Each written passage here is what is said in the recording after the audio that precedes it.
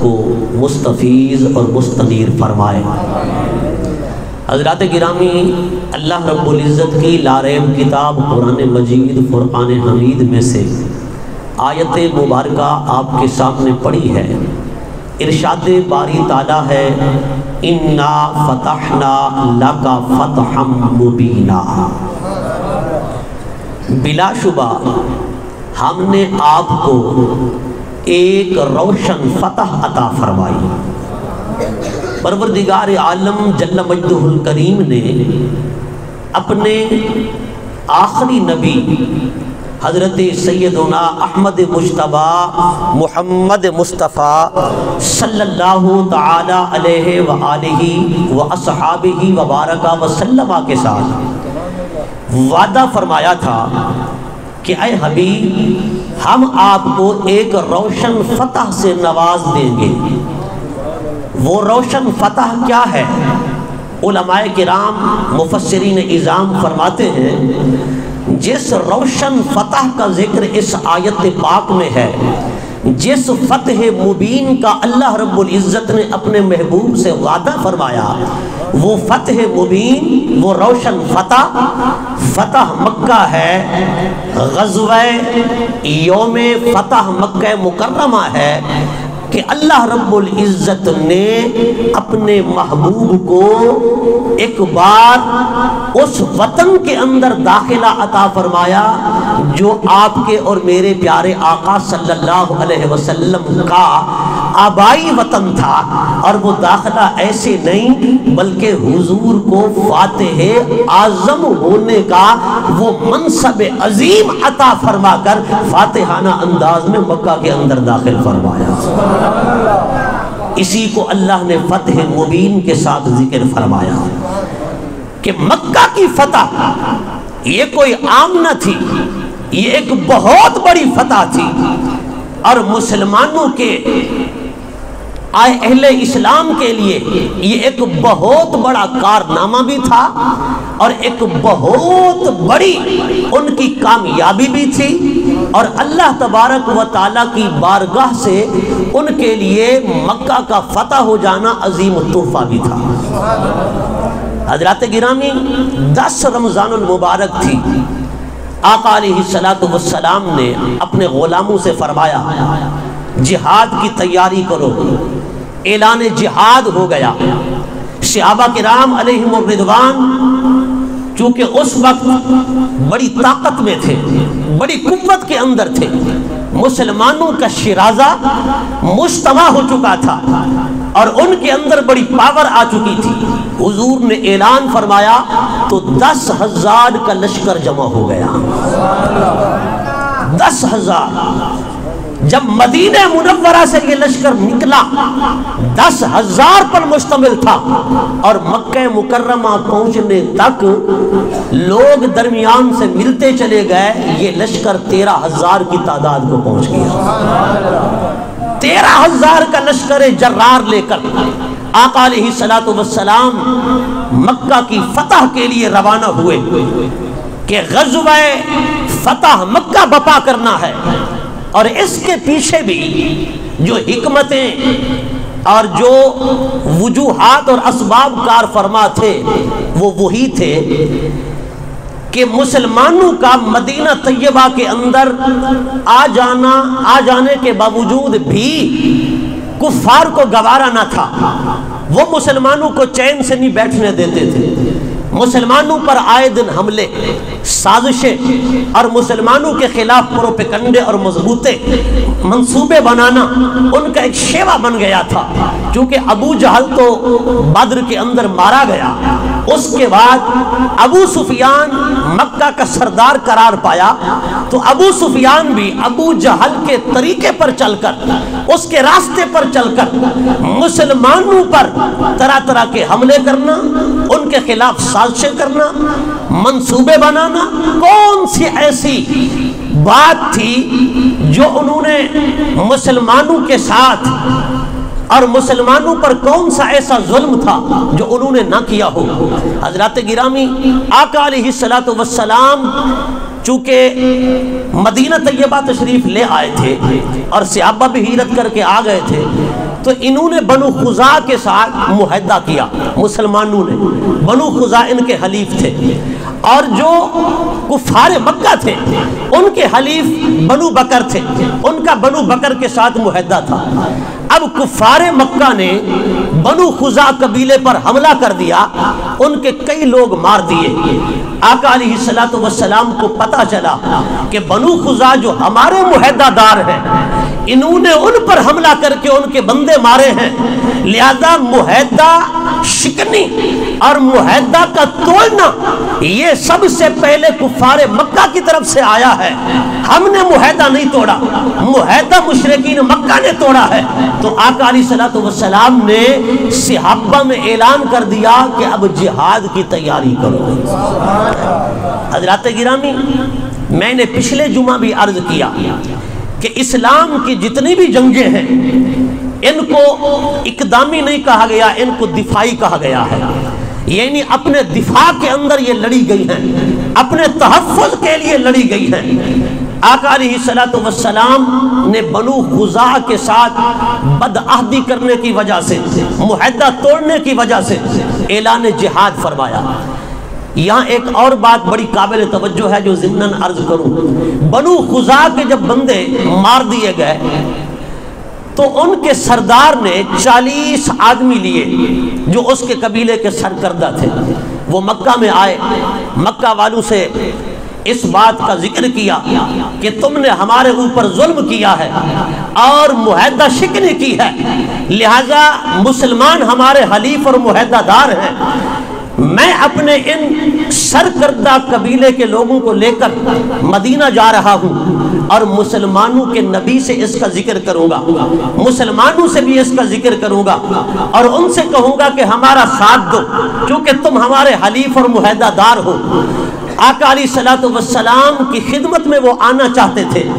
روایات کے اندر آتا ہے، امام طبرانی نے بھی اسے لکھا ہے کہ وہ مکہ کی گلیوں کے اندر پھر رہا تھا اور وہ وہیں پر یہ کہہ رہا تھا، جو بنو خزاعہ کا سردار تھا وہ حضور کو مدد کے لیے پکار رہا تھا۔ اس کی مدد جس طریقے سے بھی ہوگی وہ اسی طریقے سے حضور کو بلا رہا تھا مدد کے لیے۔ حضرت ام میمونہ فرماتی ہے سرکار مدینہ طیبہ میں تشریف فرما تھے اور حضور میرے حجرے کے باہر وضو فرما رہے تھے۔ سرکار کائنات نے وہیں سے اپنے ہاتھ سے چلو بھر پانی لیا اور حضور نے ایسے مکہ کی طرف پھینکتے ہوئے فرمایا، نصرتا نصرتا نصرتا، اے مجھے پکارنے والے تیری مدد ہو گئی، میں تیری مدد کے لیے آ گیا۔ اب پکارنے والا مکہ میں پکار رہا ہے، حضور مدینہ میں بیٹھ کر اس کی پکار کو سن بھی رہے ہیں اور اس کی پکار کا جواب بھی دے رہے ہیں۔ وہ پتا چلا حضور سے ہم دور ہیں پر حضور تو دور نہیں ہیں، حضور تو قریب ہیں، حضور تو حضور ہیں۔ اگر کوئی کافر ہو کر بھی میرے آقا کو پکارے، سرکار اس کی پکار سنتے بھی ہیں اور پکار کا جواب بھی دیتے ہیں۔ میں نے کہا جو آقا اپنے معاہدہ دار غیر مسلموں پر اس قدر کرم فرماتے ہیں، جب حضور کا کلمہ پڑھنے والا سچا غلام حضور کو پکارے گا تو کس قدر کرم فرمائے گا۔ اسی لیے اعلیٰ حضرت فرماتے ہیں کہ اگر کوئی حضور کو پکارے، اگر کوئی حضور کو آواز دے، یہ ممکن ہی نہیں کہ حضور اس کی پکار کو نہ سنے، یہ ممکن ہی نہیں کہ حضور اس کی پکار کا جواب نہ دے۔ آقا اس کی پکار کو سنتے بھی ہیں اور اس کی پکار کا جواب دیتے بھی ہیں۔ وہ الگ بات ہے کہ آگے والے میں سننے کی صلاحیت نہ ہو۔ حضرات گرامی، یہ وجہ بنی تھی غزوہ یوم فتح مکہ کی۔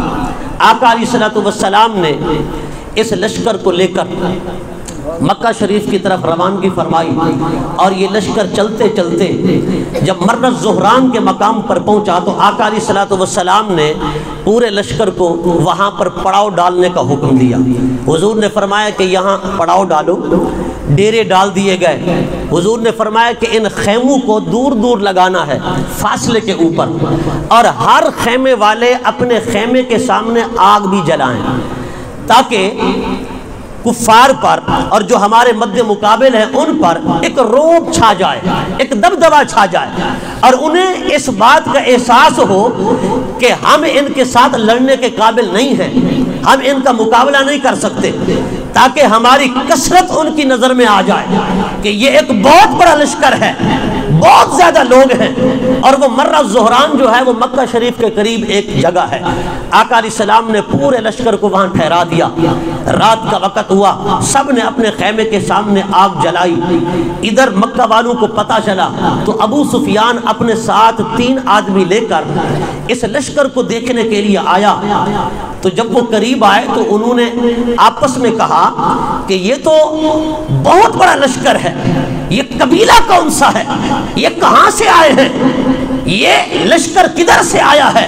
آپس میں گفتگو کر رہے تھے، چونکہ یہ تو میلوں تک پھیلا ہوا تھا اور بہت بڑا لشکر نظر آ رہا تھا۔ آپس میں وہ اسی طرح گفتگو کر رہے تھے۔ ایک نے کہا یہ بنو خزاع قبیلے کا لشکر ہے۔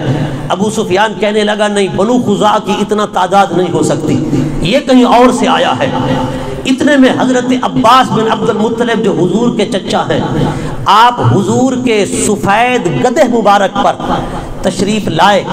آپ مکہ والوں کو آگاہ کرنے جا رہے تھے کہ تم جن مسلمانوں کے خلاف سازشیں کرتے رہے ہو، چونکہ آپ ہجرت کر کے، چونکہ بدر کے قیدیوں کے اندر آپ تھے، آپ کلمہ پڑھ کر مسلمان ہو گئے تھے، پھر مکہ سے ہجرت فرما کر آپ مدینہ شریف آ رہے تھے، راستے کے اندر ملاقات ہو گئی، تو پھر حضرت عباس رضی اللہ تعالیٰ عنہ نے بچوں کو بھیج دیا، خود لشکر میں شامل ہو گئے۔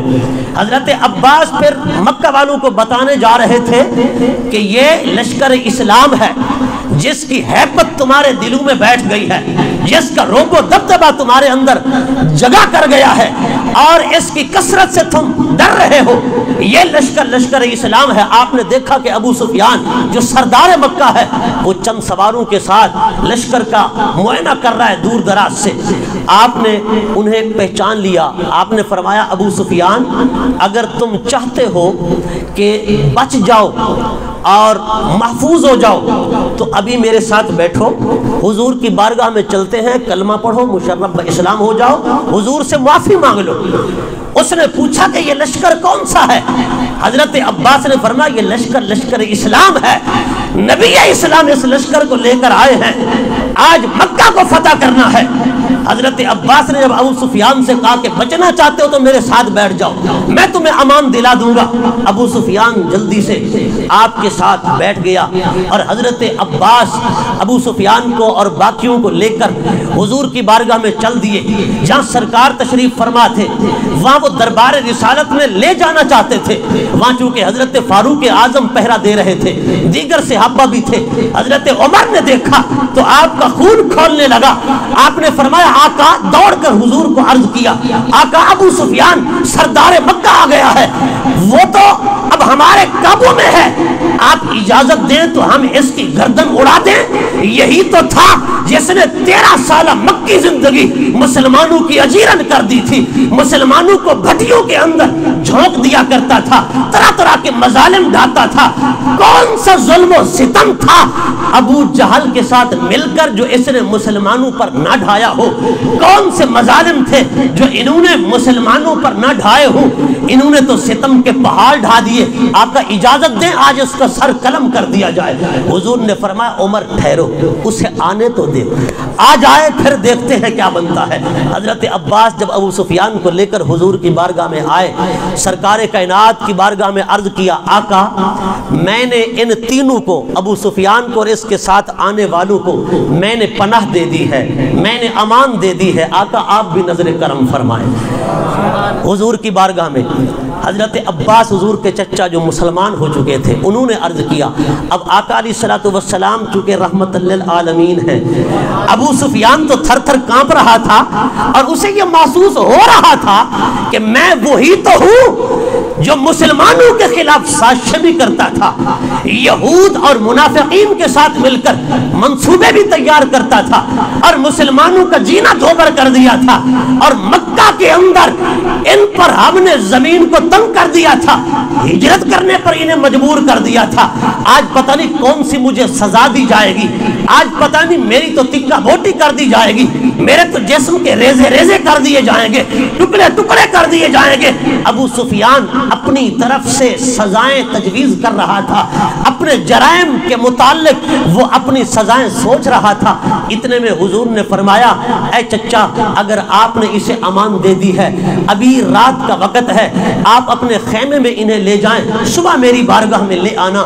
حضرت عباس نے انہیں وہاں سے لیا، اپنے خیمے میں لے گئے۔ ابو سفیان کہتا ہے وہ رات پتہ نہیں ہماری کیسے کٹی، ایک ایک پل ایک ایک سال سے بھی زیادہ ہمیں سخت لگ رہا تھا اور زیادہ طویل گزر رہا تھا۔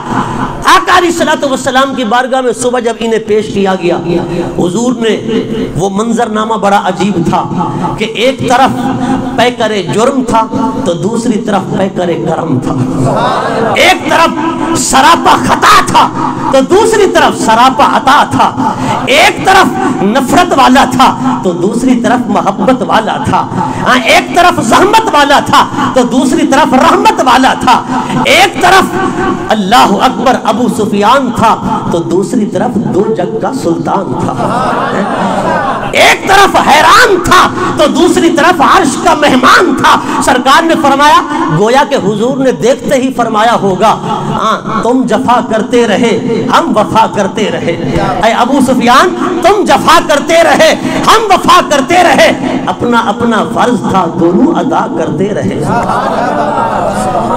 ابو سفیان جب حضور کے پاس آیا، حضور نے فرمایا، ابو سفیان ابھی وہ وقت نہیں آیا کہ تمہیں ہمارے دین کے سچے ہونے کا یقین ہو۔ ابو سفیان کہنے لگا، یا رسول اللہ دین کے سچے ہونے کا یقین ہو گیا ہے۔ حضور نے فرمایا، پھر مجھے رسول نہیں مانا؟ عرض کی، آقا آپ کو بھی رسول مان لیا ہے، یہ سب گواہ ہو جائے، میں کلمہ پڑھتا ہوں مشرف بہ اسلام ہوتا ہوں، کلمہ پڑھا مشرف بہ اسلام ہو گیا۔ آقا علیہ السلام نے پھر لشکر کو حکم دیا، اب لشکر جو ہے وہ مکہ کی طرف بڑھے۔ حضرت عباس کو بلایا، فرمایا کہ اے چچا ابو سفیان کو لے جاؤ، جو مکہ کے راستے کی اونچی پہاڑی ہو اس کی چوٹی پر اسے کھڑا کر دو، تاکہ یہ ہمارے لشکر کی شوکت و عظمت کو دیکھے، ہمارے لشکر کی کثرت کو دیکھے، ہمارے لشکر کے وقار کو دیکھے، اس مکہ کے سردار کو پتہ چلے کہ آج محمد عربی کس انداز کے ساتھ فاتحانہ طریقے سے مکہ میں داخل ہو رہا ہے۔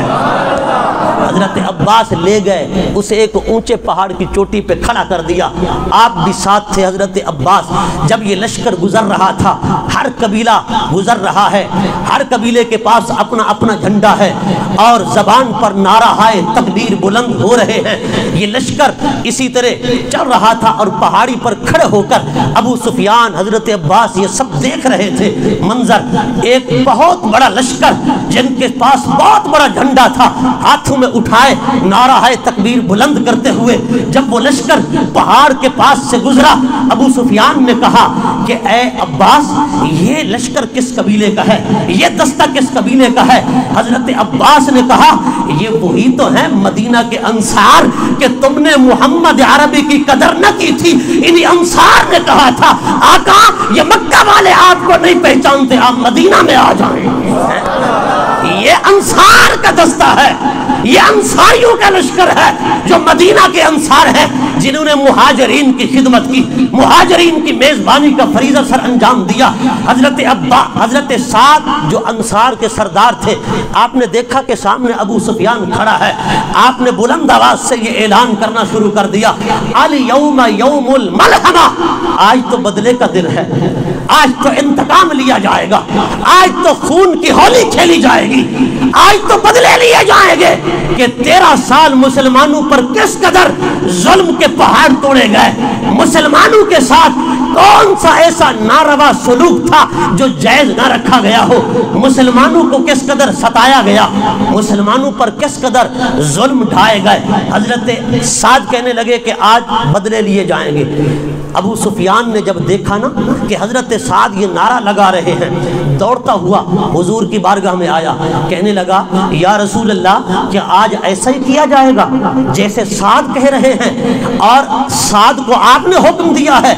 حضور نے فرمایا سعد جذباتی نعرہ لگا رہا ہے، وہ اپنے جذبہ ایمان کا اظہار کر رہا ہے، لیکن سعد کو کہو کہ یہ نعرہ نہ لگائے، سعد کو کہو آج یہ نعرہ لگائے الیوم یوم المرحمہ، آج بدلے کا نہیں، آج تو رحمت کا دن ہے، آج شفقت کا دن ہے، آج مہربانی کا دن ہے، آج خون کی ہولی نہیں کھیلی جائے گی، آج مکہ والوں کو عزت دی جائے گی، آج قریشیوں کی عظمت کا لحاظ رکھا جائے گا اور کعبہ کی حرمت کا بھی لحاظ رکھا جائے گا۔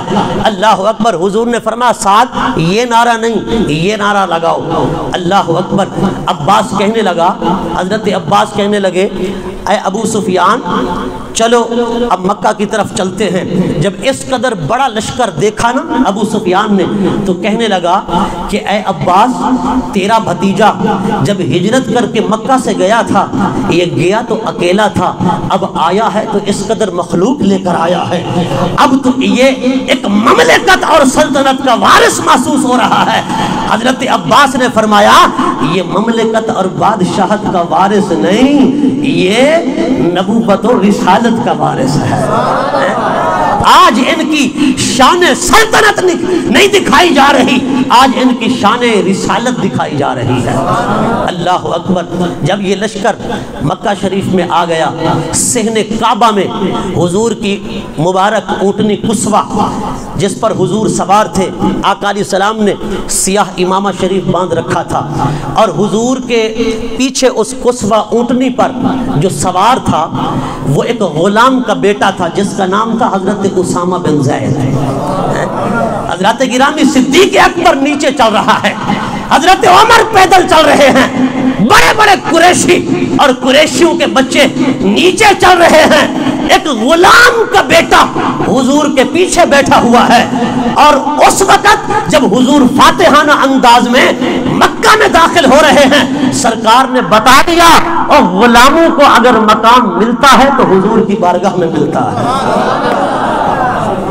جب یہ لشکر اندر داخل ہوا، سرکار کا سر مبارک جھکا ہوا تھا، ہر کسی کا سر اٹھا ہوا تھا، سرکار کا سر جھکا ہوا تھا۔ روایات کے اندر آتا ہے کہ حضور کا امامہ مبارک کجاوے کو لگ رہا تھا، حضور عجز و انکسار کا پیکر بنے ہوئے تھے، رب کی بارگاہ میں آنسو بہا رہے تھے، اور ادھر ہر کو جب حضور صحن کعبہ میں داخل ہوئے تو سرکار نے طواف شروع فرمایا۔ حضور نے سب سے پہلے استلام کیا، حضور کے ہاتھ مبارک میں چھڑی تھی، اس کے ذریعے استلام فرمایا، پھر حضور نے نعرہ تکبیر بلند فرمایا۔ جب حضور نے نعرہ تکبیر، یہ پہلی بار نعرہ تکبیر آج رب کے گھر میں بلند ہو رہا تھا، جب نعرہ تکبیر حضور نے بلند فرمایا، صحابہ نے سنا تو اب 10,000 کا لشکر جو 13,000 کی شکل اختیار کر چکا تھا، انہوں نے بھی نعرہ تکبیر بلند کیا۔ نعرہ تکبیر سے مکہ کی پوری وادی گونجنے لگی، مکہ کی فضا جو ہے وہ نعرہ تکبیر سے پرکیف ہو گئی، اور نعرہ تکبیر کا تسلسل بند گیا۔ آقا علیہ السلام نے سب کو اشارہ کیا، فرمایا کہ اب نعرہ بند کرو، اب ظہر کا ٹائم ہو گیا ہے۔ آقا علیہ السلام نے فرمایا کہ این بلال، حضرت بلال کہاں ہیں؟ حضرت بلال حضور کی بارگاہ میں آ گئے، سرکار نے فرمایا بلال آذان پڑھو، آج پہلی نماز ہے جو ہم نے کعبۃ اللہ میں ادا کرنی ہے۔ حضرت بلال آذان کے لیے کھڑے ہوئے، حضور نے فرمایا بلال آذان صحن کعبہ میں نہیں پڑھنی، آذان کعبہ کی چھت پہ پڑھنی ہے، آذان کعبہ کی چھت پہ پڑھنی ہے۔ حضرت بلال رضی اللہ تعالیٰ عنہ کعبہ کی چھت پر کھڑے ہو گئے۔